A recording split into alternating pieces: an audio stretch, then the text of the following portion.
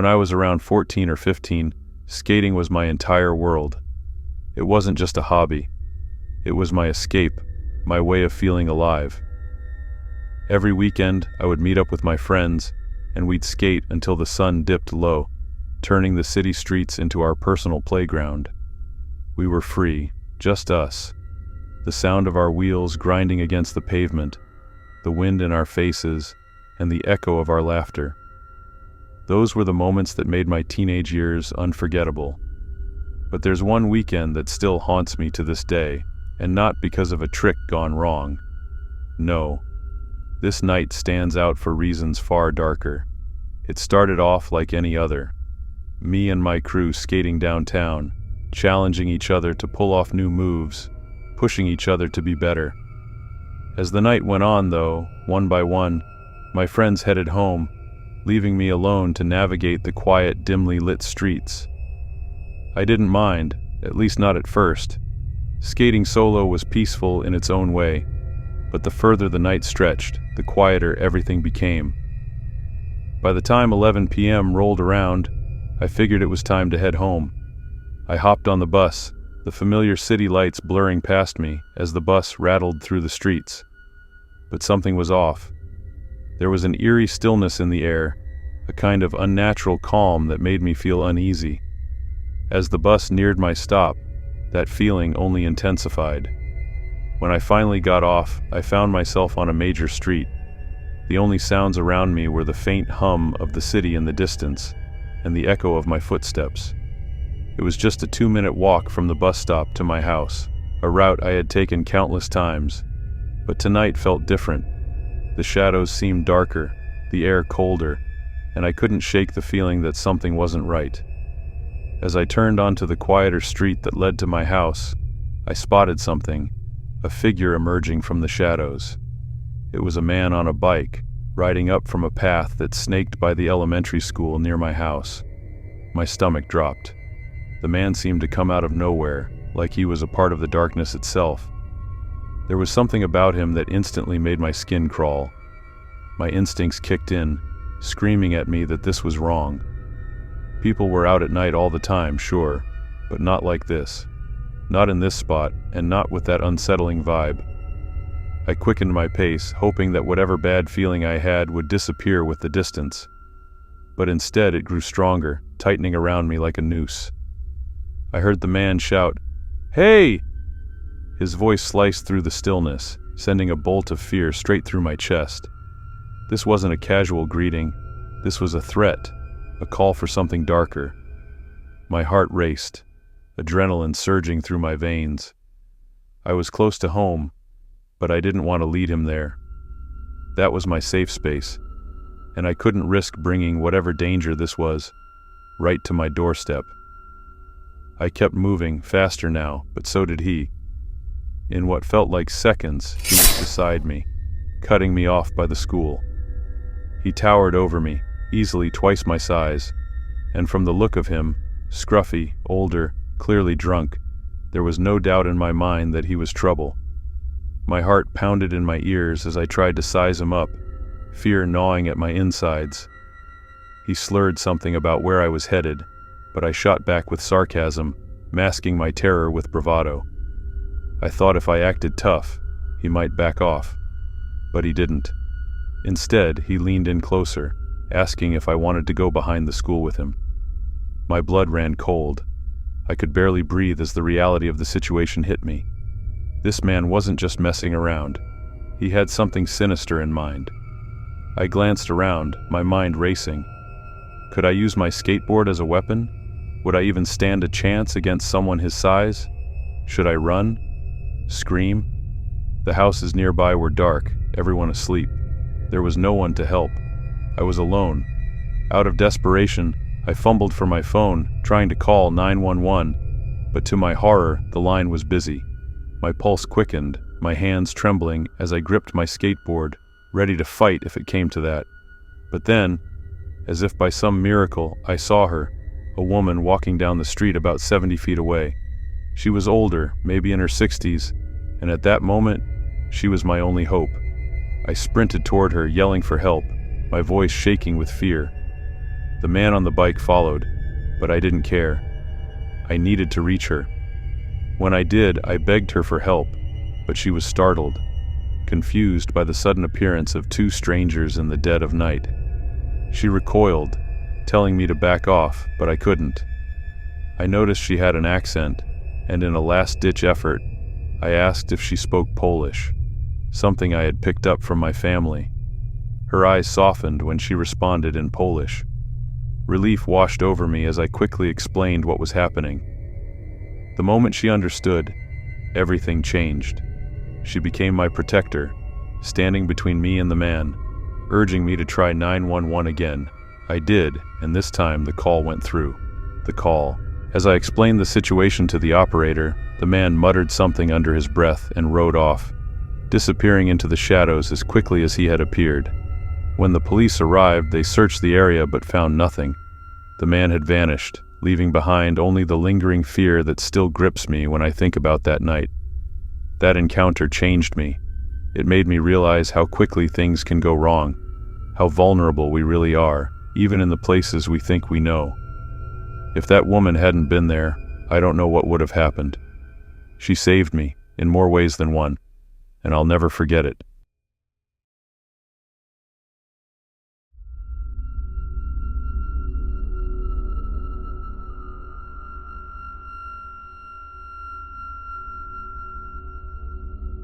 A couple of years ago, on a cool autumn night, I had an unforgettable experience that will haunt me for the rest of my life. It all began when a group of friends and I, fueled by curiosity and the thrill of the unknown, decided to visit the local cemetery after hours. Rumors had been circulating about strange happenings there, whispers of ghostly apparitions, disembodied voices, and shadowy figures lurking among the graves. We couldn't resist the temptation to see if there was any truth to the tales. The night was calm but unsettlingly quiet, the only sounds coming from the occasional rustle of leaves carried by a cold breeze. I was with a couple of friends in one car, while another friend followed closely behind in a separate vehicle. As we navigated the dark, winding roads leading to the cemetery, an eerie sense of unease settled over us.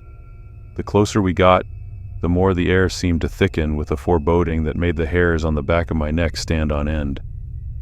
When we finally reached the cemetery gates, I felt my heart begin to race. The gates were locked, but that didn't stop us.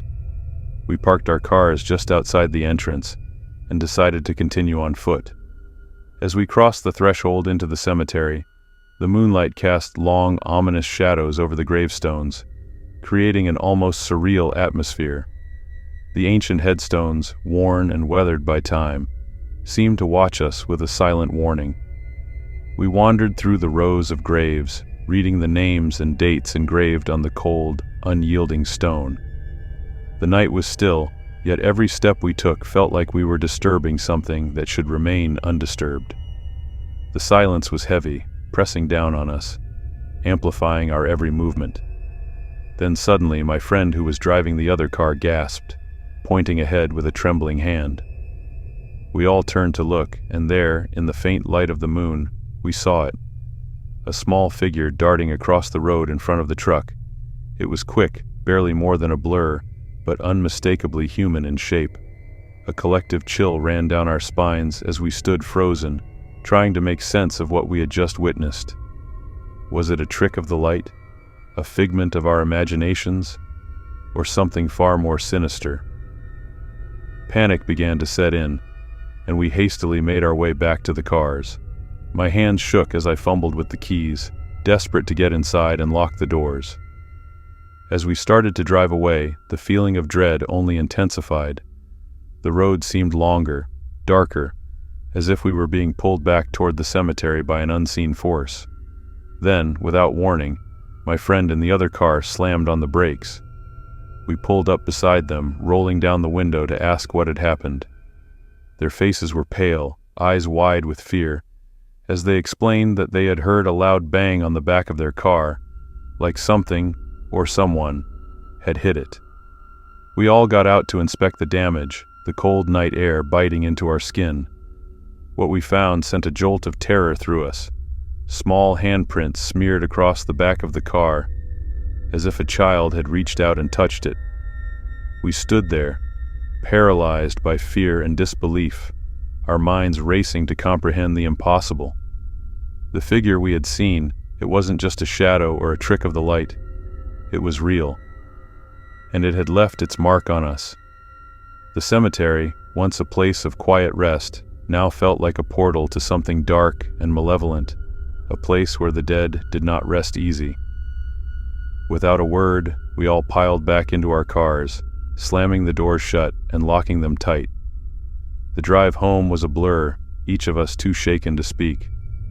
The events of that night replayed in my mind, a haunting reminder that some places are best left undisturbed.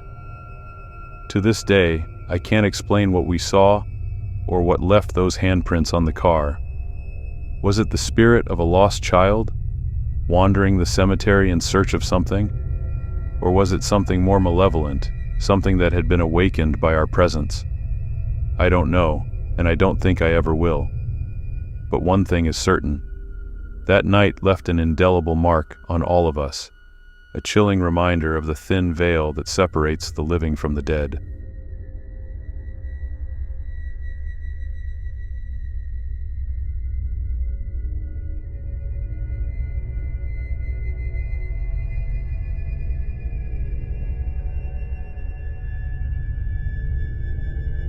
A few days ago, I set out on what I thought would be an ordinary walk to the creek near my childhood home, a place I hadn't visited in over 17 years.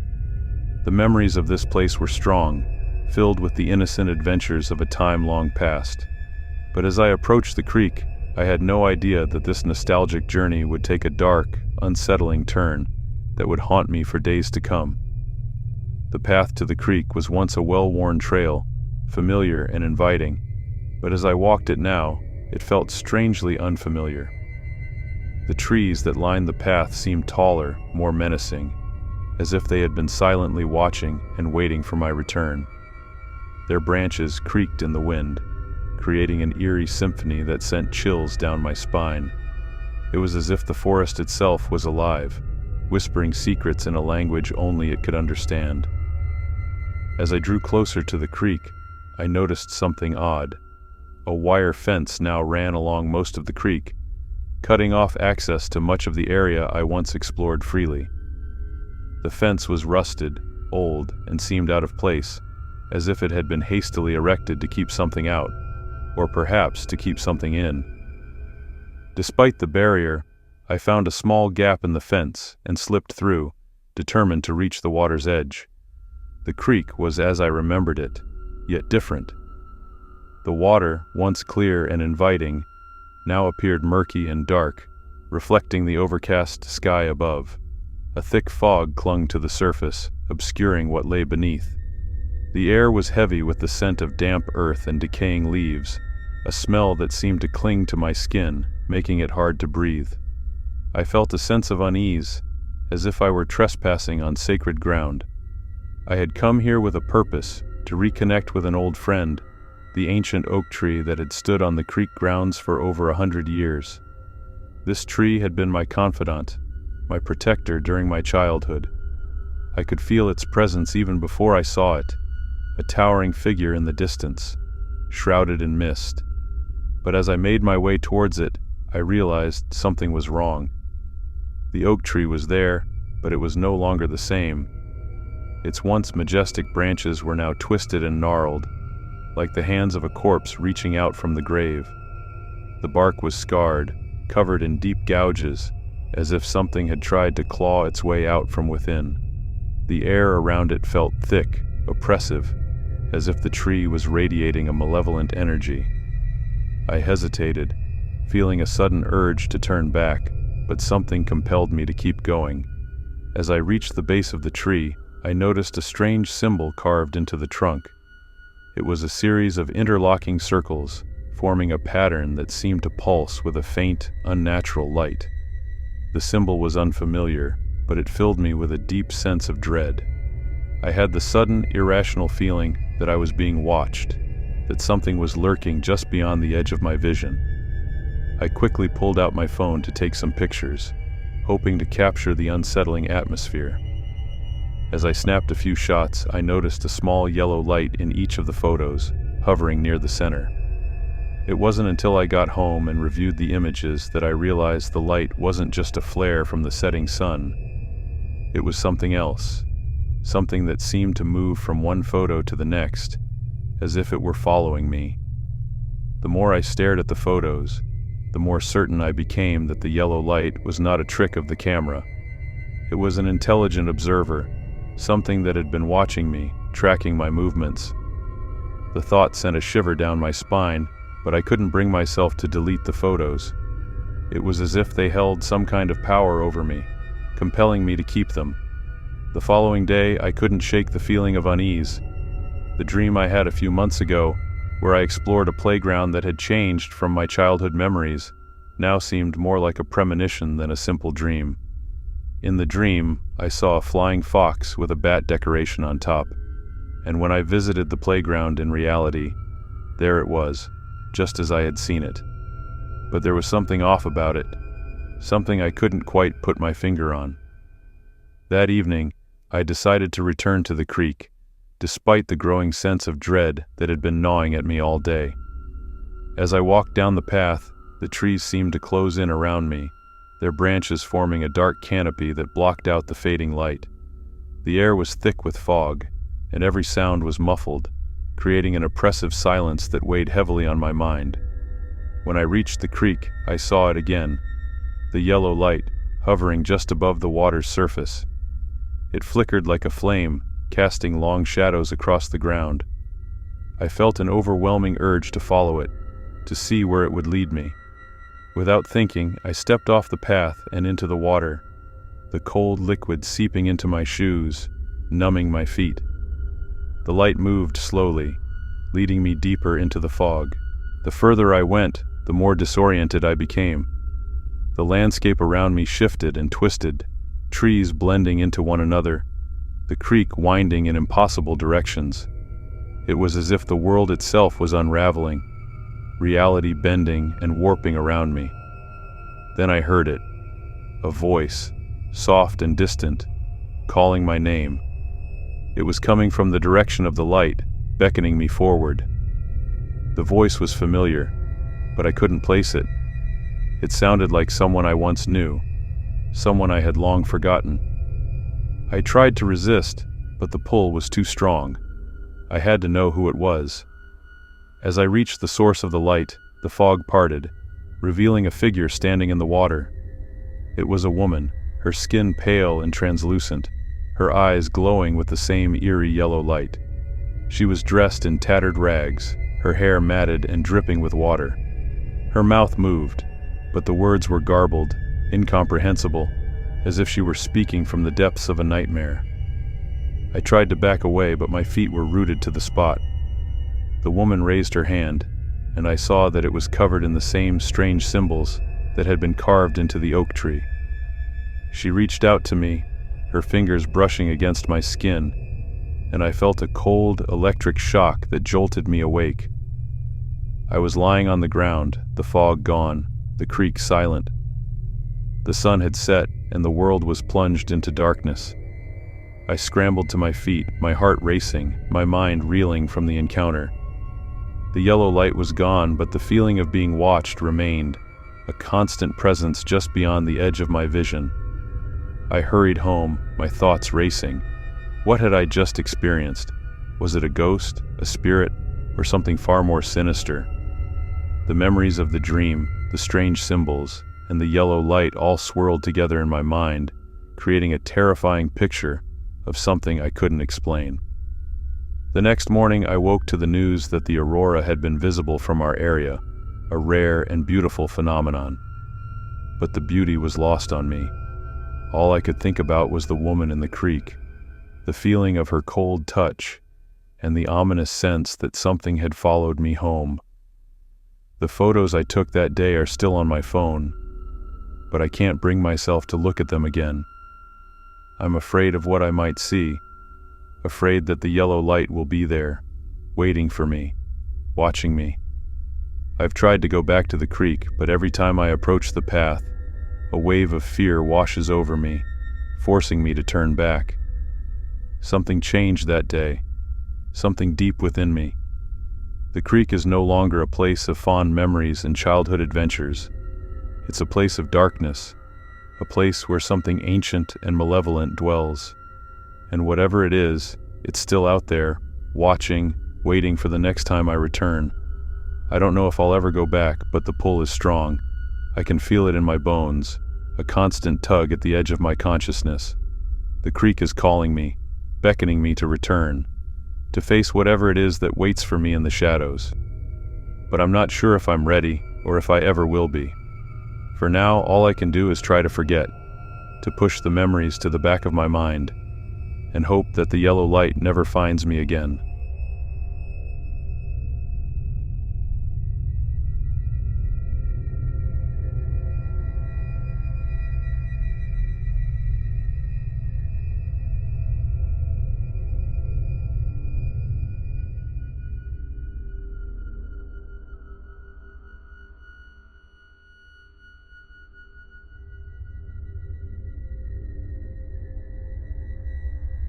It was early June, bitterly cold where I live, the kind of cold that seeps into your bones and refuses to let go.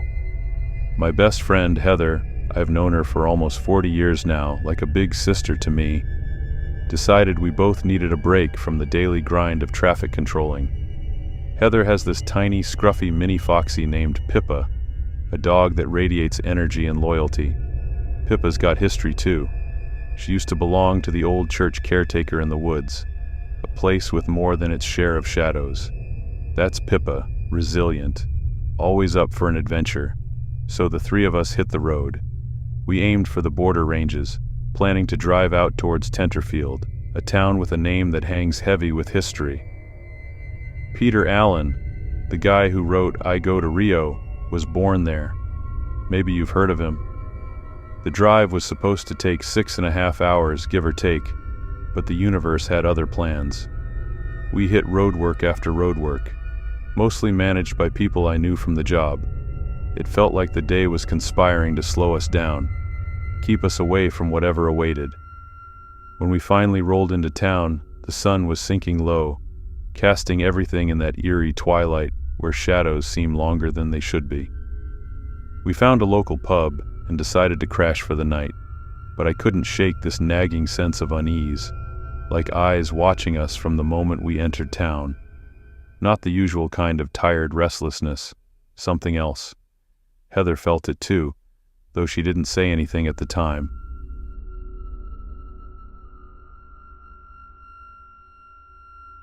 The next morning, we stumbled across the cemetery, an old one, almost forgotten.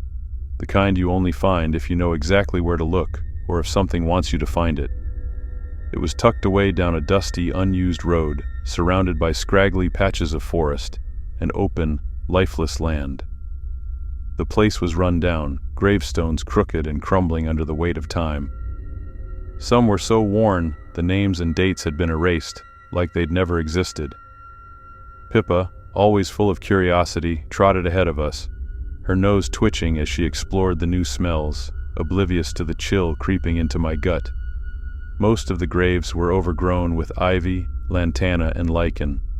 We found ourselves walking toward a section that seemed different. Smaller headstones, barely visible through the weeds, some no bigger than a shoe. Children's graves. The names, what little was left of them, were faint. The years of death etched in stone spoke of babies who hadn't even made it past their first breath. Others had only a year, no name, just a marker that someone small once existed and was buried beneath our feet. That's when I felt it. A tug. It wasn't subtle either. A sharp, deliberate pull on my jacket, like someone, or something, was urgently trying to get my attention. I whipped around, expecting to see Heather, but she was several steps behind, staring at her phone. There was no one else. I brushed it off, forced myself to keep walking, but the unease followed me like a shadow. And then, it happened again. The same tug, but harder this time.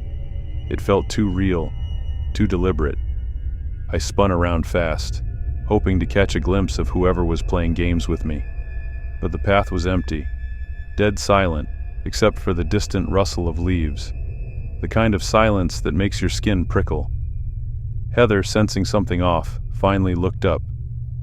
"You all right?" she asked, her voice carrying an edge of concern. "Dunno," I muttered, trying to shake off the tension. "Thought I felt something." Before I could finish, Pippa started acting strange. She was lying on her back, belly exposed, wagging her tail like someone was rubbing her. But there was no one near her, not even Heather. I stared at her, baffled. Heather? What the hell is Pippa doing?" Heather walked over, her face pale. Pippa never behaved like this. She was yapping, something she almost never did, her tail wagging furiously, like she was greeting an old friend. She looked at Heather, then me, then back at whatever it was playing with her. But there was nothing, just empty air. "Who's she looking at?" Heather whispered, her voice shaking slightly. I had an idea. I'm no ghost hunter, never believed in that kind of thing, but I wasn't going to ignore what was happening in front of me. I suggested we let Pippa guide us through the cemetery, see if she could lead us to whatever was making her so excited. Heather didn't like it. "No way, I'm not using my dog for your creepy ghost games." But eventually, she gave in. Maybe it was the fear of walking back through that graveyard alone, or maybe she was as curious as I was. We let Pippa lead the way, her nose low to the ground, tail wagging as she moved. She trotted along the path, weaving between the overgrown graves, headstones half hidden beneath the brush. Suddenly, Pippa stopped dead. She sat down in front of a small, cracked headstone, her tail still wagging, but slower now, like she was waiting for something. Heather knelt down and brushed the dirt off the stone. The name was barely legible: Amelia, 7 years old, died in 1867. Heather's voice caught in her throat. She was just a little girl. Why would Pippa stop here? A chill ran down my spine. Maybe she had a dog. Maybe Amelia's still looking for her old friend. Heather went quiet, her eyes misting over as she laid some wildflowers, Banksias, on the grave.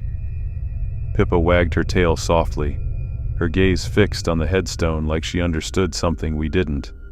Then Heather, still visibly shaken, took off Pippa's collar and placed it on the grave as a small tribute.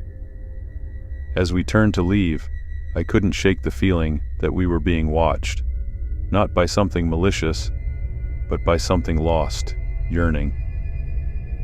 Heather and I walked back to the car in silence, the weight of the experience heavy on our shoulders. Somehow, I think that little girl is still out there, in that forgotten cemetery, waiting.